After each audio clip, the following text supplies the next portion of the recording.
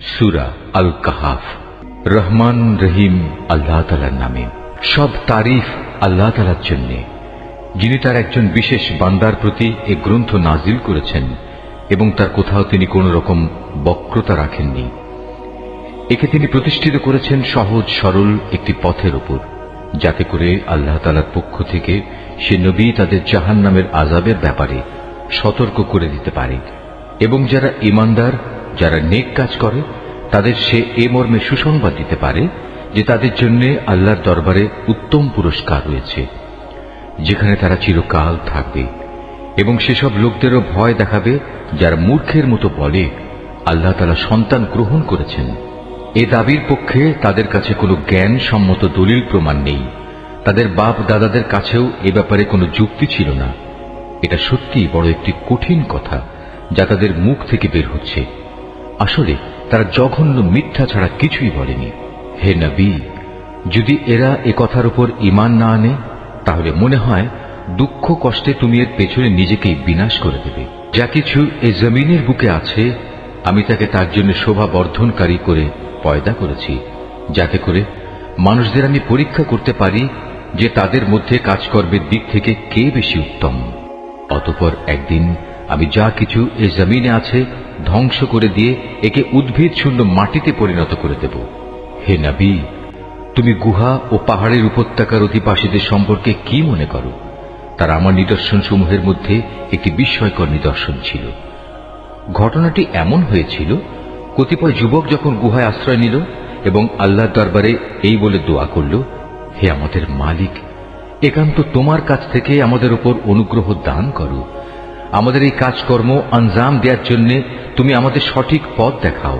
অতঃপর আমি গুহার ভেতরে তাদের কানে বহু বছর ধরে ঘুমের পর্দা লাগিয়ে রাখলাম।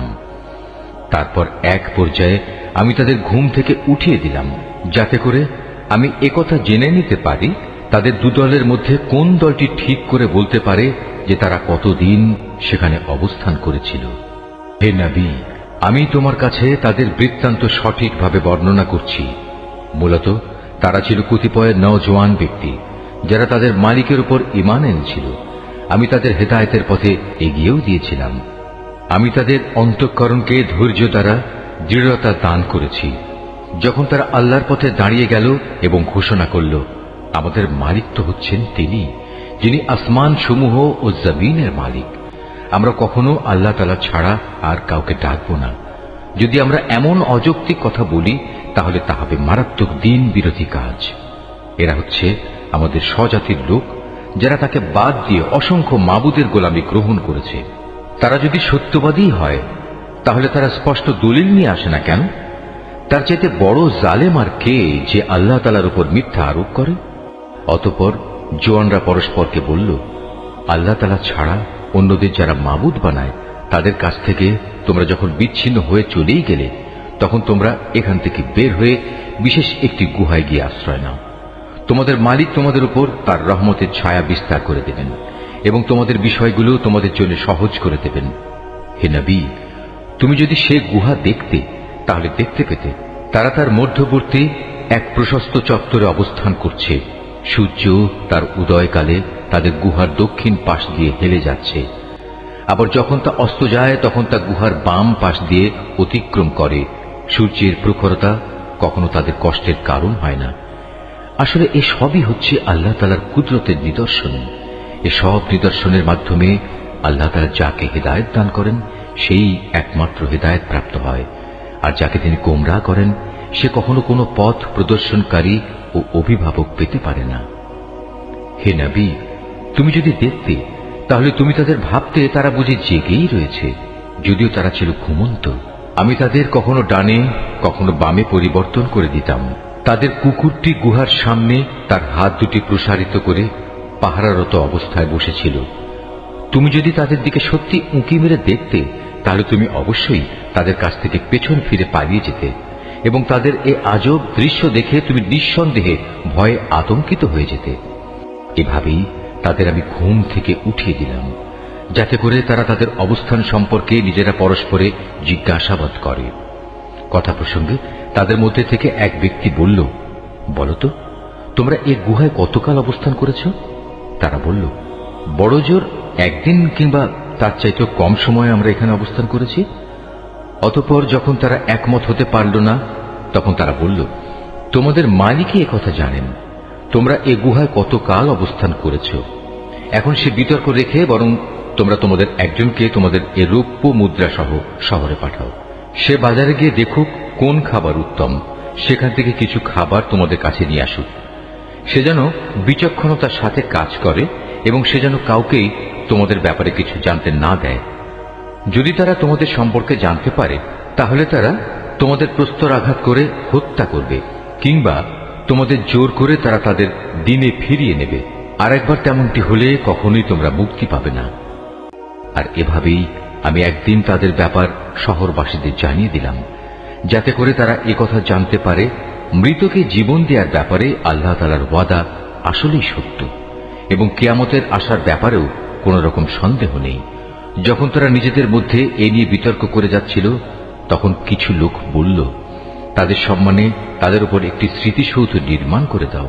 আসলে তোমাদের মালিকই তাদের সম্পর্কে সর্বাধিক খবর রাখেন।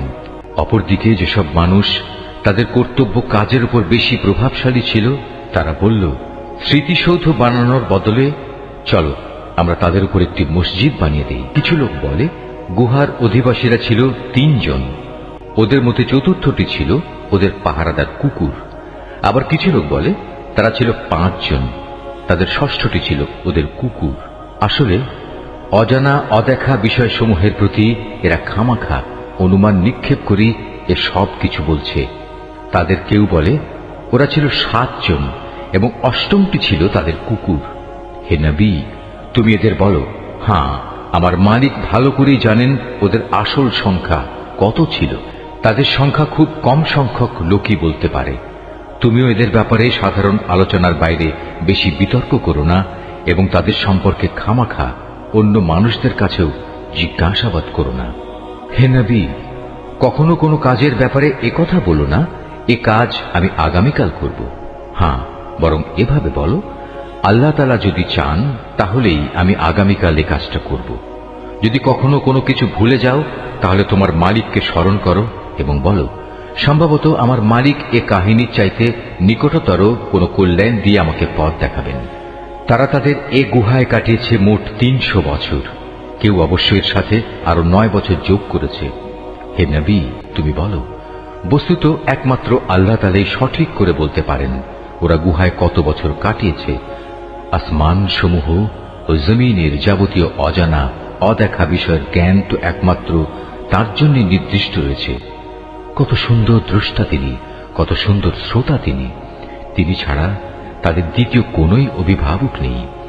আল্লাহ তাআলা নিজের কর্তৃত্ব ও ক্ষমতায় অন্য কাউকে কখনো শরীক করেন না। হে নবী, তোমার উপর তোমার মালিকের যে কিতাব নাজিল করা হয়েছে তা তুমি তেলাওয়াত করতে থাকো। তার কিতাবে বর্ণিত কথাবার্তা রদবদল করার কেউই নেই। তিনি ছাড়া তুমি আর কোনোই আশ্রয়স্থল পাবে না। হে নবী, তুমি নিজেকে সদা সেসব মানুষদের সাথে রেখে চলবে যারা সকাল সন্ধ্যায় তাদের মালিককে ডাকে, তারা একমাত্র তাঁরই সন্তুষ্টি কামনা করে, এবং কখনো তাদের কাছ থেকে তোমার স্নেহের দৃষ্টি ফিরিয়ে নিও না। কখনো এমন কোন ব্যক্তির কথা মতো চলো না যার অন্তঃকরণকে আমি আমার স্মরণ থেকে গাফেল করে দিয়েছি। আর যে ব্যক্তি নিজের প্রবৃত্তির গোলামি করতে শুরু করেছে এবং যার কার্যকলাপ আল্লাহ তাআলার সীমানা লঙ্ঘন করেছে। হে নবী, তুমি বলো, এ সত্য দিন তোমাদের মালিকের পক্ষ থেকে এসেছে। সুতরাং যার ইচ্ছা সে এর উপর ঈমান আনুক, আর যার ইচ্ছা সে তা অস্বীকার করুক। আমি তো এই অস্বীকারী জালেমদের জন্য এমন এক আগুন প্রস্তুত করে রেখেছি যার বেষ্টনী তাদের পুরোপুরি পরিবেষ্টন করে রাখবে। যখন তারা পানির জন্য ফরিয়াদ করতে থাকবে, তখন এমন এক গলিত ধাতুর মতো পানীয় দ্বারা তাদের ফরিয়াদের জবাব দেয়া হবে যা তাদের সমগ্র মুখমণ্ডল জ্বালিয়ে পুড়িয়ে দেবে। কি ভীষণ হবে সে পানীয়, আর কি নিকৃষ্ট হবে তাদের আশ্রয়ের স্থানটি। আর যারাই আল্লাহ তাআলার উপর ঈমান এনেছে এবং ভালো কাজ করেছে, তাদের কোনো আশঙ্কা নেই। আমি কখনো তাদের বিনিময় বিনষ্ট করি না যারা নেক কাজ করে। এদের জন্য রয়েছে এমন এক স্থায়ী জান্নাত যার পাদদেশ দিয়ে ঝর্ণাধারা প্রবাহিত হবে। তাদের সেখানে সোনার কাঁকুন দ্বারা অলঙ্কৃত করা হবে। তারা পরিধান করবে সূক্ষ্ম ও পুরু রেশমের পোশাক। উপরন্তু তারা সমাসীন হবে এক সুসজ্জিত আসনে। কত সুন্দর তাদের বিনিময়, কত চমৎকার তাদের আশ্রয়ের এই স্থানটি। হে নবী, তাদের শিক্ষার জন্য তুমি দুজন লোকের উদাহরণ পেশ করো, যাদের একজনকে আমি 2টো আঙুরের বাগান দান করেছিলাম এবং এ 2টো কতিপয় খেজুর গাছ দ্বারা পরিবেষ্টিত করে রেখেছিলাম। আবার এ দুয়ের মধ্যবর্তী স্থানকে পরিণত করেছিলাম একটি সুফলা শস্য ক্ষেত্র রূপে। উভয় বাগানই এক পর্যায়ে যথেষ্ট ফল দান করল। ফলদানে বাগান দুটো কোনো রকম ত্রুটি করেনি। উভয় বাগানের ফাঁকে ফাঁকে আমি পানির ঝর্ণাধারাও প্রবাহিত করে রেখেছিলাম। এক পর্যায়ে তার অনেক ফল হয়ে গেল। অতঃপর একদিন সে তার সাথীকে কথা প্রসঙ্গে বলল, দেখো, আমি ধন সম্পদের দিক থেকে তোমার চাইতে যেমন বড়, তেমনি জনবলেও আমি তোমার চাইতে বেশি শক্তিশালী। নিজের শক্তি সামর্থ্যের ব্যাপারে বাড়াবাড়ি করতে করতে সে নিজের বাগানে গিয়ে প্রবেশ করল এবং বলল, আমি ভাবতেই পাচ্ছি না এ বাগানের সৌন্দর্য কোনোদিন নিঃশেষ হয়ে যাবে। আমি এও মনে করি না একদিন এসব ধ্বংস হয়ে কিয়ামত প্রতিষ্ঠিত হবে এবং কিয়ামতের পর আমাকে যদি আমার মালিকের সামনে ফিরিয়ে নেওয়াও হয়, তাহলে এর চাইতে উৎকৃষ্ট কোনো কিছু আমি সেখানে পাব। তার সে গরিব সাথীটি, যে তার সাথে কথা বলছিল, বলল, এ পার্থিব সম্পদ দেখে তুমি কি সত্যি সে মহান সত্তাকে অস্বীকার করছো, যিনি তোমাকে প্রথমত মাটি থেকে, অতঃপর শুক্র কণা থেকে পয়দা করেছেন, পরিশেষে তিনি তোমাকে একটি মানুষের আকৃতিতে পূর্ণাঙ্গ করেছেন? কিন্তু আমি তো বিশ্বাস করি সেই সৃষ্টিকর্তা আল্লাহ তাআলাই হচ্ছেন আমার মালিক এবং আমার মালিকের কোনো কাজের সাথেই আমি কাউকে শরীক করি না। কত ভালো হতো তুমি যখন তোমার ফলবতী বাগানে প্রবেশ করলে তখন যদি তুমি একথা বলতে, আল্লাহ তাআলা যা চেয়েছেন তাই হয়েছে। আল্লাহ তাআলা ব্যতি রেখে কারোই কিছু ঘটানোর শক্তি নেই। যদিও তুমি আমাকে ধনে জনে তোমার চাইতে কম দেখলে, কিন্তু আমি আল্লাহ তাআলার উপর ঈমান রাখি। সম্ভবত আমার মালিক আমাকে তোমার এ পার্থিব বাগানের চাইতে উৎকৃষ্ট আখিরাতের কোনো বাগান দান করবেন এবং অকৃতজ্ঞতার জন্য তোমার বাগানের উপর আসমান থেকে এমন কোনো বিপর্যয় নাজিল করবেন, ফলে তা উদ্ভিদ শূন্য এক বিরান ভূমিতে পরিণত হয়ে যাবে, কিংবা তার পানি তার জমিনের নিচেই অন্তর্হিত হয়ে যাবে। তেমন কিছু হলে তুমি কখনো তা আবার খুঁজে আনতে পারবে না। অতঃপর তাই ঘটল। তার বাগানের ফল ফলারিকে বিপর্যয় এসে ঘিরে ফেলল। তখন সে ব্যক্তি সেই ব্যয়ের উপর, যা সে বাগানের শোভাবর্ধনের পেছনে করেছিল, হাতের উপর হাত রেখে আক্ষেপ করতে লাগল। বাগানের অবস্থা এমন হল যা তা মুখ থুবড়ে পড়ে থাকল এবং সে নিজের ভুল বুঝতে পেরে বলতে লাগল, কত ভালো হতো যদি আমি আমার মালিকের ক্ষমতার সাথে অন্য কাউকে শরীক না করতাম। যারা বাহাদুরি করেছে তাদের কোনো দলই আজ থেকে আল্লাহর এই প্রতিশোধের মোকাবেলায় সাহায্য করার জন্য অবশিষ্ট রইল না, না সে নিজে কোন রকম প্রতিশোধ নিতে পারল। কেননা এখানে রক্ষা করার যাবতীয় এখতিয়ার একমাত্র আল্লাহ তাআলার, যিনি একমাত্র সত্য। পুরস্কার দানে ও পরিণাম নির্ধারণে তিনিই উত্তম। হে নবী, তুমি এদের কাছে দুনিয়ার জীবনের উদাহরণ পেশ করো। এই জীবনটা হচ্ছে এমন যেমন আমি আকাশ থেকে পানি বর্ষণ করি, যার কারণে জমিনের উদ্ভিদ ঘন সুশোভিত হয়ে ওঠে, অতঃপর এক সময় বাতাসটা উড়িয়ে নিয়ে ফেরে। মূলত আল্লাহ তাআলা সব কিছুর উপর প্রচন্ড ক্ষমতাবান। ধন সম্পদ ও সন্তান সন্ততি হচ্ছে তোমাদের পার্থিব জীবনের কতিপয় অস্থায়ী সৌন্দর্য মাত্র। চিরস্থায়ী হচ্ছে মানুষের নেক কাজ, আর তা হচ্ছে তোমার মালিকের কাছে পুরস্কার পাওয়ার জন্য অনেক ভালো। আর কোন কল্যাণময় কিছু কামনা করতে গেলেও তা হচ্ছে উত্তম। যেদিন আমি পাহাড় সমূহকে চলমান করে সরিয়ে দেব এবং তুমি এই পৃথিবীকে দেখবে তা একটি শূন্য প্রান্তর, সেদিন আমি তাদের মানব কুলকে এক জায়গায় জড়ো করব, কোনো একজনকেও আমি বাদ দেব না। তাদের সবাইকে তোমার মালিকের সামনে সারিবদ্ধভাবে এনে হাজির করা হবে। অতঃপর আমি বলবো, আজ তো তোমরা সবাই আমার কাছে এসে গেছো, ঠিক যেমনি করে আমি তোমাদের প্রথমবার পয়দা করেছিলাম, কিন্তু তোমরা অনেকেই মনে করতে আমি তোমাদের দ্বিতীয়বার আমার কাছে হাজির করার জন্য কোনো সময়সূচি নির্ধারণ করে রাখিনি। অতঃপর তাদের সামনে আমলনামা রাখা হবে। তখন নাফরমান ব্যক্তিদের তুমি দেখবে সে আমলনামায় যা কিছু লিপিবদ্ধ আছে তারা তার কারণে খুবই আতঙ্কগ্রস্ত থাকবে। তারা বলতে থাকবে, হায় দুর্ভাগ্য আমাদের, এ আবার কেমন গ্রন্থ! এ তো দেখছি আমাদের জীবনের ছোট কিংবা বড় প্রত্যেক বিষয়েরই হিসাব রেখেছে। তারা যা কিছু করেছে তার প্রতিটি বস্তুই তারা সে গ্রন্থে মজুদ দেখবে। তোমার মালিক সেদিন কার উপর বিন্দুমাত্র জুলুমও করবেন না। স্মরণ করো যখন আমি ফেরেশতাদের বলেছিলাম তোমরা সবাই আদমকে সাজদা করো, তখন তারা সবাই সাজদা করল, কিন্তু ইবলিস সাজদা করল না। সে ছিল আসলে জিনদেরই একজন। সে তার মালিকের আদেশের নাফরমানি করল। যে এত বড় নাফরমানি করল, তোমরা কি তাকে এবং তার বংশধরদের আমার বদলে তোমাদের অভিভাবক হিসেবে গ্রহণ করে চলেছ? অথচ প্রথম দিন থেকেই সে তোমাদের প্রকাশ্য দুশমন। চেয়ে দেখো জালেমদেরকে নিকৃষ্ট বিনিময় দেয়া হয়েছে। আকাশমণ্ডলী ও পৃথিবী সৃষ্টি করার সময় আমি তাদের কাউকে ডাকিনি, এমনকি স্বয়ং তাদের নিজেদের বানানোর সময়ও তো আমি তাদের ডাকিনি। আসলে আমি তো অক্ষম ছিলাম না যে তাদের পরামর্শ আমার দরকার। অন্যদের যারা গোমরাহ করে আমি তাদের সাহায্য গ্রহণ করি না। যেদিন তিনি এদের বলবেন তোমরা তাদের ডাকো যাদের তোমরা আমার শরীক মনে করতে, ওরা তাদের ডাকবে, কিন্তু তারা তাদের এ ডাকে কোনোই সাড়া দেবে না। আমি এদের উভয়ের মাঝখানে এক মরণ ফাঁদ রেখে দেব।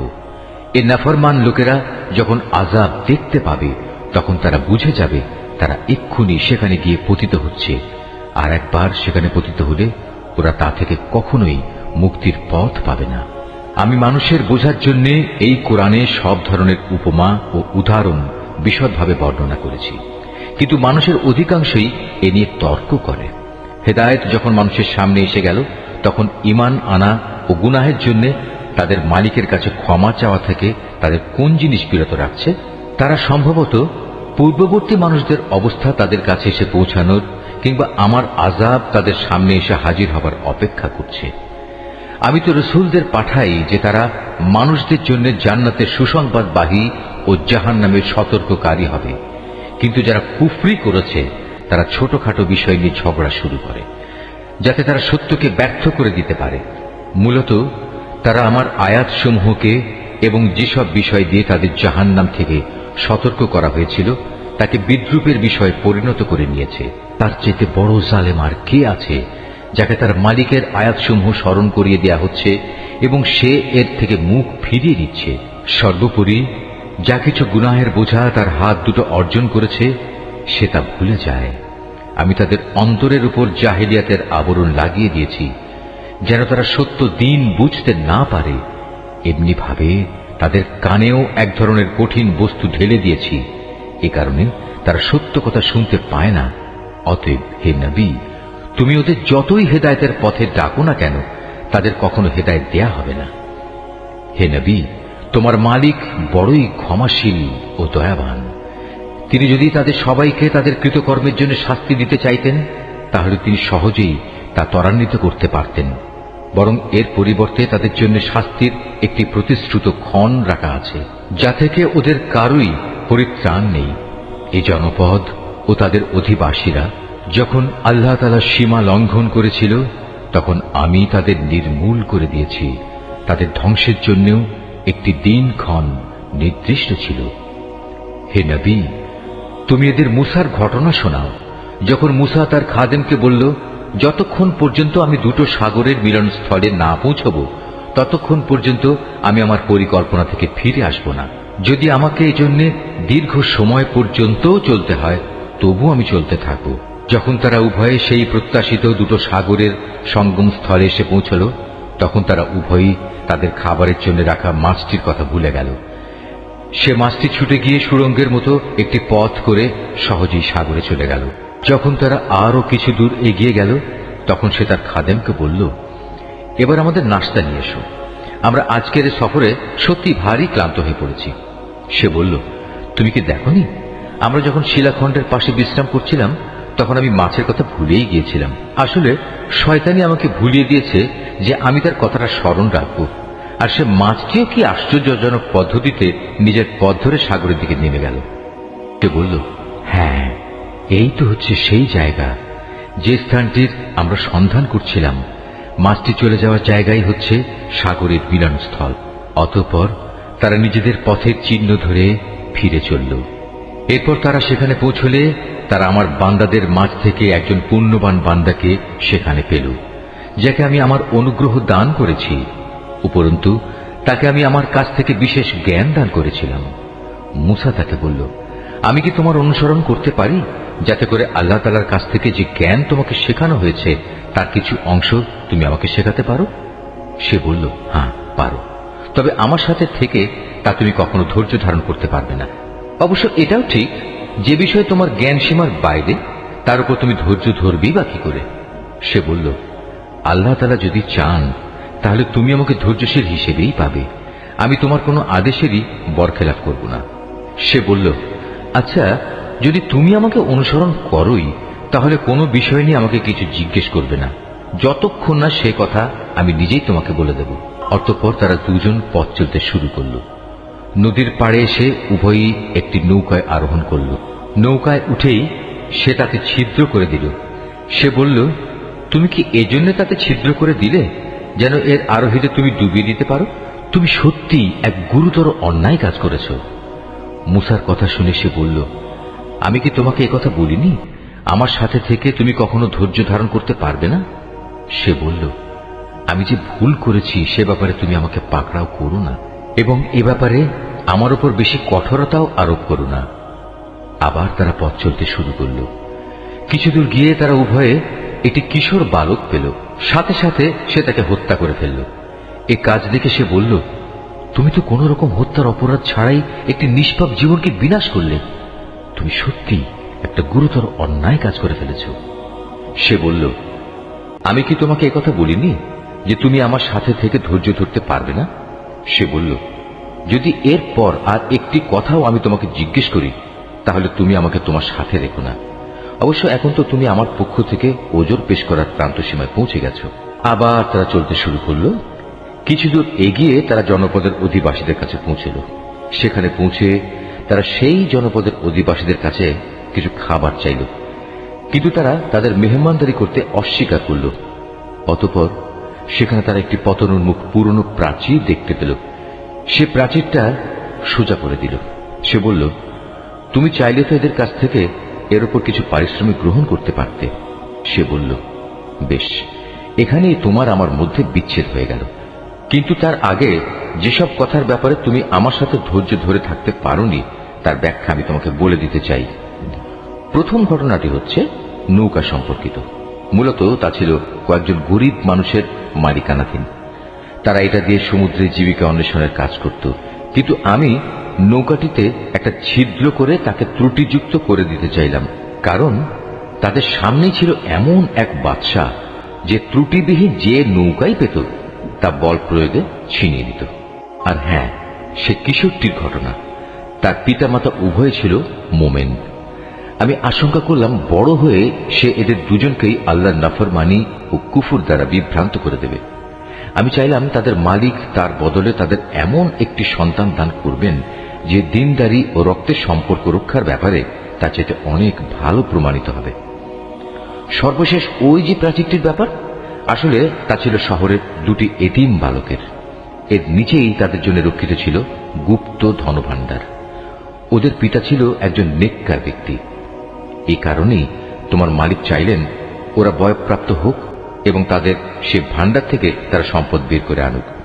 এই প্রাচীরটাকেই আমি তাদের বড় হওয়া পর্যন্ত দাঁড় করিয়ে রাখতে চেয়েছিলাম। এ ছিল মূলত তোমার মালিকের অনুগ্রহ দ্বারা সম্পাদিত কতিপয় কাজ। এর কোনোটাই কিন্তু আমি আমার নিজে থেকে করিনি। আর এ হচ্ছে সেসব কাজের ব্যাখ্যা যে ব্যাপারে তুমি আমার সাথে থেকে ধৈর্য ধারণ করতে পারছিলে না। হে নবী, এরা তোমার কাছে জুলকারনাইন সম্পর্কে জানতে চায়। তুমি তাদের বলো, হ্যাঁ, আমি আল্লাহর কেতাব থেকে তার বিবরণ তোমাদের কাছে এক্ষুনি পড়ে শোনাচ্ছি। আল্লাহ তাআলা বলছেন, আমি জমিনের বুকে তাকে বিপুল রাজনৈতিক ক্ষমতা দান করেছিলাম এবং আমি তাকে এর জন্য প্রয়োজনীয় সব উপায় উপকরণও দান করেছিলাম। একবার সে সফরে বেরোবার প্রস্তুতি গ্রহণ করতে লাগলো। চলতে চলতে এমনিভাবে সে সূর্যের অস্তগমনের জায়গায় গিয়ে পৌঁছল।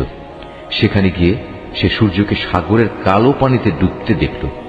তার পাশে সে একটি জাতিকেও বাস করতে দেখল। আমি বললাম, হে জুলকারনাইন, এরা তোমার অধীনস্থ।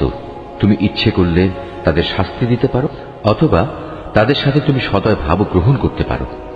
সে বলল, হ্যাঁ, এদের মাঝে যে আল্লাহর সাথে বিদ্রোহ করবে তাকে আমি অবশ্যই শাস্তি দেব। অতঃপর তাকে যখন তার মালিকের সামনে ফিরিয়ে নেওয়া হবে তখন তিনি তাকে আরো কঠিন শাস্তি দেবেন। অপরদিকে যে ব্যক্তি আল্লাহর উপর ঈমান আনে এবং নেক কাজ করে তার জন্য আখিরাতে থাকবে উত্তম পুরস্কার। আর আমিও তার সাথে আমার কাজকর্ম সম্পাদনের সময় একান্ত বিনম্র ব্যবহার করব। অতঃপর সে আর এক অভিযানে পথে বেরোল। এমনকি চলতে চলতে সে সূর্যোদয়ের স্থানে গিয়ে পৌঁছল। তখন সে সূর্যকে এমন একটি জাতির উপর দিয়ে উদয় হতে দেখল যাদের জন্য তার প্রখর তাপ থেকে আত্মরক্ষার জন্য আমি কোনো অন্তরাল সৃষ্টি করে রাখিনি। জুলকারনাইনের ঘটনা ছিল এরকমই। আমার কাছে সে সম্পর্কিত পুরোপুরি খবরই মজুদ আছে। অতঃপর সে আর এক অভিযানে পথে বেরোল। এমনকি পথ চলতে চলতে সে দুটো প্রাচীরের মধ্যবর্তী স্থানে গিয়ে পৌঁছল। দুই পর্বতের মধ্যবর্তী স্থানে পৌঁছে সে এমন এক সম্প্রদায়ের লোকদের পেল যারা জুলকারনাইনের কোনো কথাই তেমন বুঝতে পারছিল বলে মনে হল না। তারা অতি কষ্টে তাকে বলল, হে বাদশাহ জুলকারনাইন, অবশ্যই ইয়াজুজ মাজুজ নামক দুটো সম্প্রদায় এই জমিনে নানা রকম বিপর্যয় সৃষ্টিকারী। এমত অবস্থায় তাদের থেকে বাঁচার জন্য আমরা কি তোমাকে এ শর্তে কোন রকম একটা কর দেব যে তুমি আমাদের এবং তাদের মাঝে একটি প্রাচীর বানিয়ে দেবে? সে বলল, কোনো কর নেওয়ার প্রয়োজন নেই, কেননা আমার মালিক আমাকে যা কিছু দিয়ে রেখেছেন তাই আমার জন্য ভালো। হ্যাঁ, শারীরিক শক্তি দ্বারা তোমরা আমাকে সাহায্য করতে পারো। আমি তোমাদের এবং তাদের মাঝে এক মজবুত প্রাচীর বানিয়ে দেব। তোমরা আমার কাছে এ কাজের জন্য লোহার পাতসমূহ নিয়ে এসো। অতঃপর সে অনুযায়ী তা আনা হলো এবং প্রাচীর তৈরির কাজও শুরু হলো। যখন মধ্যবর্তী ফাঁকা স্থানটি পূর্ণ হয়ে লৌহ স্তূপগুলো দুটো পর্বতে সমান হয়ে গেল তখন সে তাদের লক্ষ্য করে বলল, তোমরা হাঁপড়ে দম দিতে থাকো। অতঃপর যখন তা আগুনের মতো উত্তপ্ত হল তখন সে বলল, এখন তোমরা আমার কাছে কিছু গলানো তামা নিয়ে এসো, আমি তা এর উপর ঢেলে দেব। সুতরাং এভাবেই এমন একটি মজবুত প্রাচীর তৈরি হয়ে গেল যে তারা তারপর উঠতে সক্ষম হল না, না তারা তা ভেদ করে বাইরে আসতে পারল। জুলকারনাইন বলল, এই যা কিছু হয়েছে তা সবই আমার মালিকের অনুগ্রহে হয়েছে, কিন্তু যখন আমার মালিকের ওয়াদা মতো কিয়ামত আসবে তখন তিনি তা চূর্ণ বিচূর্ণ করে একাকার করে দেবেন। আর আমার মালিকের ওয়াদা হচ্ছে সত্য ওয়াদা। কিয়ামতের আগে আমি তাদের দলে দলে ছেড়ে দেব। তারা সমুদ্রের ঢেউয়ের আকারে একদল আরেক দলের মধ্যে প্রবিষ্ট হবে। যখন সিংহায় ফুৎকার দেয়া হবে তখন তাদের সবাইকে আমি হাসরের ময়দানে একত্রিত করব। সেদিন আমি জাহান্নামকে তার অবিশ্বাসীদের সামনে এনে হাজির করব, যাদের চোখের মধ্যে আমার স্মরণ থেকে আবরণ পড়েছিল, তারা হেদায়েতের কথাই শুনতে পেত না। কাফেররা কি একথা মনে করে নিয়েছে যে তারা আমার বদলে আমারই কতিপয় গোলামকে অভিভাবক বানিয়ে নেবে, আর আমি এ ব্যাপারে তাদের কোনো জিজ্ঞাসাবাদই করব না? আমি তো জাহান্নামকে কাফেরদের মেহমানদারির জন্য সাজিয়ে রেখেছি। হে নবী, এদের তুমি বলো, আমি কি তোমাদের এমন লোকদের কথা বলবো যারা আমলের দিক থেকে সম্পূর্ণ ক্ষতিগ্রস্ত হয়ে পড়েছে? এরা হচ্ছে সেসব লোক যাদের সমুদয় প্রচেষ্টা এই দুনিয়ায় বিনষ্ট হয়ে গেছে, অথচ তারা মনে মনে ভাবছে তারা বুঝি ভালো কাজই করে যাচ্ছে।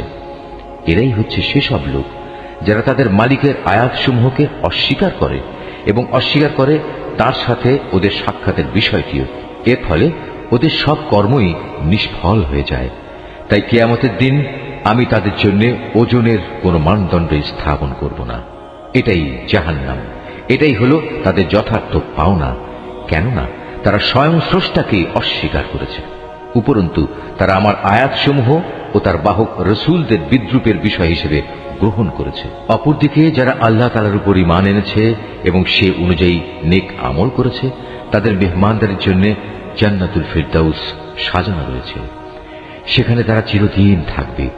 সেদিন তারা সেখান থেকে অন্য কোথাও যেতে চাইবে না। হে নবী, তুমি এদের বলো, আমার মালিকের প্রশংসার কথাগুলো লিপিবদ্ধ করার জন্য যদি সমুদ্র কালি হয়ে যায় তাহলে আমার মালিকের জ্ঞানের কথা লেখা শেষ হওয়ার আগেই সমুদ্র শুকিয়ে যাবে। এমনকি যদি আমি তার মতো আরো সমুদ্রকে লেখার কালি করে সাহায্য করার জন্য নিয়ে আসি তবু। হে নবী, তুমি এদের বলো, আমি তো তোমাদের মতোই একজন রক্ত মাংসের মানুষ, তবে আমার উপর ওহী নাজিল হয়, আর সে ওহীর মূল কথা হচ্ছে তোমাদের মাবুদ হচ্ছেন একজন। অতএব তোমাদের মাঝে যদি কেউ তার মালিকের সাক্ষাৎ কামনা করে সে যেন হামেশা নেক আমল করে, সে যেন কখনো তার মালিকের ইবাদতে অন্য কাউকে শরীক না করে।